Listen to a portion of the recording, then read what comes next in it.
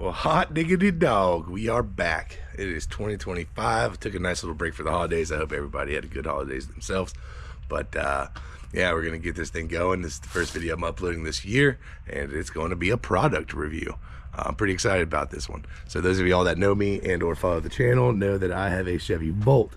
If you're looking here, this is the Volt. It's been in a couple videos so far. It is obviously not done yet, but I do drive it all the time, even with the duct tape front bumper. It's got a mismatched wheel over here. It is not your standard EV car on the road. There's no doubt about that, but it was wrecked in that front corner when we got it. I've been wary about it. Obviously at this point it's proven itself, so I need to just go ahead and full send it and get a matching wheel, fix the bumper and things. It has a couple issues I still want to tackle before that. The heat doesn't work, so I need to figure out what's going on there. And it has this weird clack whenever you take off and stop sometimes. It almost sounds like a capacitor engaging, and that's what made me not trust it at first. I just started driving it to see how I was going to do. But regardless, this thing, I've driven it all the way to Houston and back twice now, so it's reliable and it is rock solid, and I actually like it a lot. The electric thing is super cool, especially for like running and getting parts for all the stuff that I'm always working on. I can go to the parts store twice in a day on the 30 miles without ever even burning any fuel, so that's super cool. The big complaint I have is that the charger takes freaking forever. So you can see I have it plugged in here now. I charge it here at the patio pretty much every night, but it takes just that, a full night to charge this thing. Well, the company reached out to me, and lo and behold, Tayniu sent me a portable electric charger for this thing to review. Before I even open the box and look at the product, I want to say that the people who reached out to me are awesome, very, very friendly, and I'm kind of excited about testing this thing. They make some claims, and we're going to put them to the test, which we will get to later. But for now, let's see what they got in the box here.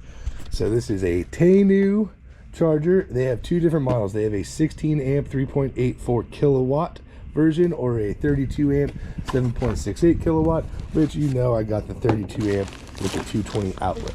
Oh, cool. So here we are. We got this nice little bag here to carry the charger in. So this is a portable charger.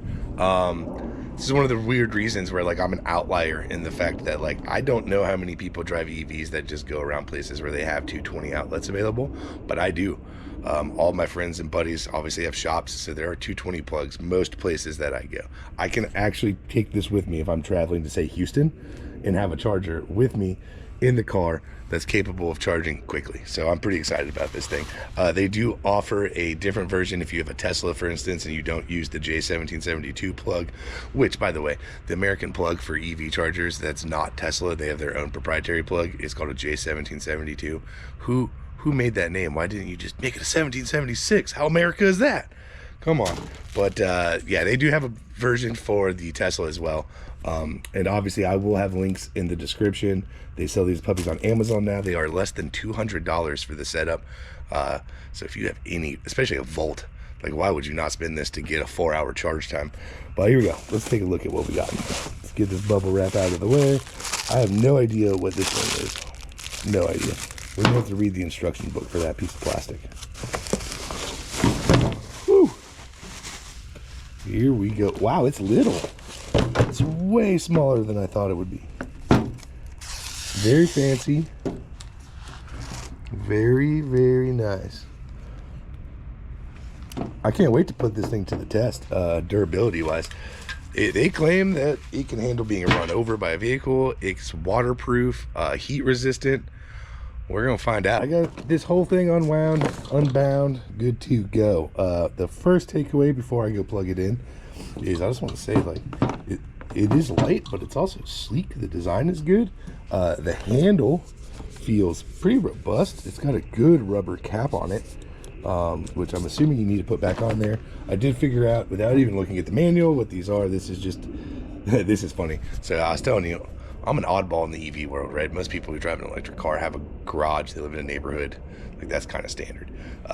This is a holder for the plug, and this is a holder for the unit, so you can mount it on the wall.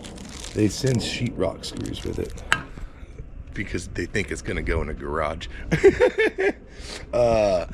Yeah, no, we're going to go around that pole over there and First thing we're gonna do is throw this puppy on the ground and let it get rained on and things, so we'll see how that goes over time. But they say it is waterproof and it can kind of just be wherever. You can run it over, you can get it hot. This is Texas, so it's gonna get 110 in the summer, so we'll see how it does then too. But yeah, it feels very well made. I'm actually quite impressed. So what we're gonna do is I'm gonna go plug it in over there, throw that sucker on the ground. We're gonna plug it into this Volt, see if the Volt likes it. 12 seconds later. You want to talk about disappointment? I was so confident there was a 220 outlet already over there. There's not. All right, hope has not been given up yet. Instead of going to get an outlet, I remembered, actually it was told to me, that my brother has a 220 outlet in the middle of his front yard. So we have driven to Corey's. I got 16 miles estimated of charge left, which is about half. Let's hit this little charger button. It says that if we charge at 240, we should be done by 5:30. Back to full charge using a good charging setup. It is 3:30, so that is 2 hours. Not too shabby. So we're gonna plug it in, see if this thing works. I'm just gonna leave it here and see if it actually manages to charge it in 2 hours. So let me get out and we will get this hooked up. All right, brand new charger. I've got it thrown right in the dirt already. You'll see we're way out here in the middle of BFE. We got a 220 outlet though. Look at that, right around a bunch of thorn bushes. Sheesh. But equipment ready. It gives you temperature, voltage, current, the kilowatts. Wow, that's a pretty nice little display screen. A bunch of information I ain't gonna pay no attention to. That's not true. We're gonna plug this thing in. Let's see if she plugs. Oh yeah. Look at that. That felt nice. Good click. Car hasn't registered. There it is. Little honk. Green charging light on. We are pulling 13 amps at 248.6 volts. Come on. Oh, woof. All right, here we are. We are back. It has been an hour and 45 minutes. So let's go see what we're doing. It said 2 hours to charge. So let me just see if it's still going here. Our screen is off. It is currently charging at 6 amps. It's been going for 1 hour, 43 minutes. That's cool. It keeps the timer. It's got a little touchscreen deal there to get it back on. So it's not charging at 15 amps anymore. So it is right there at the tail end. I'm going to pull it. Our sun is going down. So we're going to get in there and see how she did. But it is acting like it took charge. The radio's off. Well, daggum. We're at full charge in 1 hour and 45 minutes. That is the most important test of all, right? This thing's got to be good, and it excelled. So if you own a Chevy Volt in particular, I can't stress how much of an improvement that is, especially if you're like in and out, like work from home, you like to run out and grab lunch or groceries or run errands, so you're in and out of the house a lot. That charger, massive upgrades. But yeah, I'm going to go ahead and shut it down for today, and then tomorrow we will pick up. We're going to do some durability testing on it. Here we are, it's day number 2. We're testing this Tayniu charger some more. Today is going to be the fun day. We're going to do some durability testing. So they claim this thing is crush proof, and we're going to put it to the test. I think the idea here is if you just leave it laid out next to your car while it's charging and someone pulls into the spot next to you or something and runs it over, they want it to be able to survive that, which is a pretty cool foresight. But here we go. I got the old Volt. The Volt's pulled up, fired up. You can't hear it because it's electric.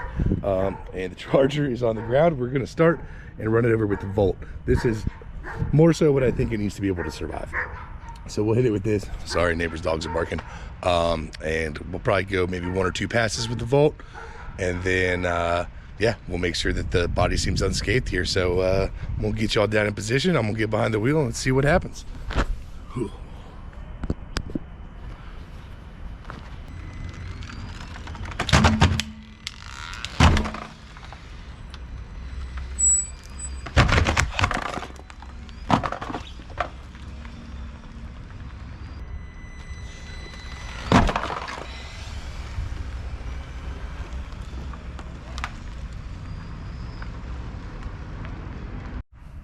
Oh man, that was wild, right? That felt not good inside the car. But let's take a look at the damage here. We got a little bit of plastic marring on the side, a few scratches up here on the screen. Good deal here. I mean, I did do this on blacktop, but that's the thought process, right? If you're gonna run it over, might as well do it on some concrete. Overall though, it's completely intact. Now obviously I don't think the plug-in's gonna survive, so I don't want to try running that over, at least not yet. But yeah, I'm gonna go back over. We're gonna pull back over to my brother's. I haven't installed my plug over here yet, so we'll go plug it in over there, see if it powers up and everything works accordingly. And then we're gonna come back and we're gonna put it to a water test. So, all right, back in Corey's like front pasture area. Look at that, fired right up the moment it was plugged in. Apparently you can connect to Wi-Fi. I'm gonna have to check that out. Probably tell you when your car's charged. That's super cool. But let's go ahead and plug it in. Make sure that it does indeed still charge.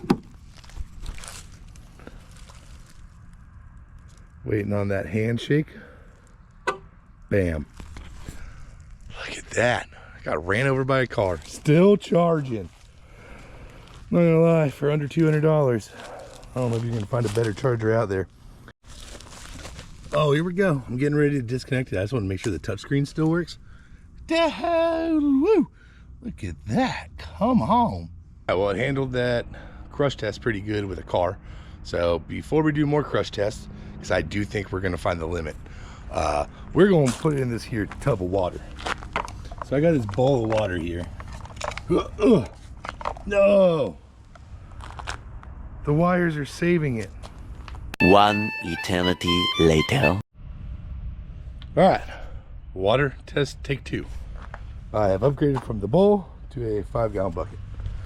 Oh, let's see if we can shove this puppy in there. Oh, the big dog pulling down the driveway. We're gonna have him run this over at some point. Well, let's shove this in here. Oh yeah, bud. Hey, it floats, so that's really good.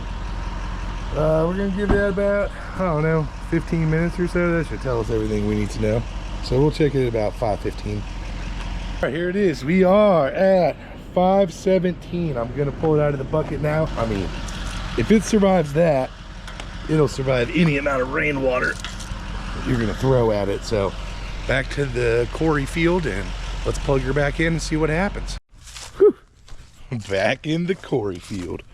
We are still covered in water. I drove straight on over here. So we are going to plug this guy in, see what happens. I just want y'all to see this. Look at these thorns I'm having to navigate around back here. Things I do to test products, I tell you. Oh God. Yeah, got it. No doubt. No doubt. Didn't even phase it. I was gonna say now, regardless of what happens when we run this over with a service truck here in a little bit, I am thoroughly impressed. Okay, now that we've done a bunch of, like, you know, extreme but kind of realistic tests, this thing is incredible. I think it's more than proven itself. We're gonna run it over with 22,000 pounds of cat service truck. Also, look at this, my brother didn't want anybody to know. Well, I mean, other than his bosses that he had to report it to. He hit a bucket of paint on the highway coming back. Golly, dude. This is the shiniest silver truck I've ever seen. But I'm gonna go get him and we're gonna go over front end, rear end and see. I don't have a lot of hopes for this, but we're gonna see how she does. Oh, there's the man of the hour. All right, moment of truth, Corey. Oh God. Oh, she didn't do very good. Well, hit her with some beans. Oh. What's going on up there? All right, so 22,000 pounds is the limit. Oh. Hey, walk that up. Sorry, I'm not pulling the drive. Okay. All right, is it engaged? Oh, yeah, you can gauge. Oh, there it went, yeah. Hey, she may have survived it if we'd had 4-wheel driving.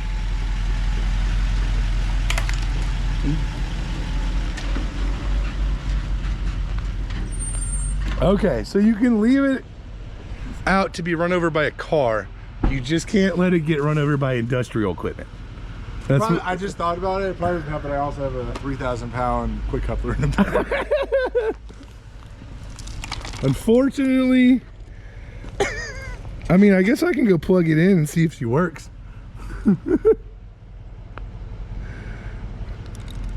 The screen didn't break. No, yes it did. It did. It broke. Well, there you have it. 22,000 pounds getting dragged across the pavement. That's the limit. In conclusion, what did we learn here today? We learned the Tayniu charger is absolutely exceptional. The charge rate is great. The durability is great. It can handle almost anything you throw at it other than my brother's 22,000 pound service truck. But that's kind of to be expected. If you're interested in ordering one for your car, I will have a link up in the video and in the description, as well as their websites. They make them for any and every EV, including Teslas. So you just kind of got to go through the models and pick what you need with the plug that you need. But thanks for watching. Hit that thumbs up and comment if you have any questions. Thanks.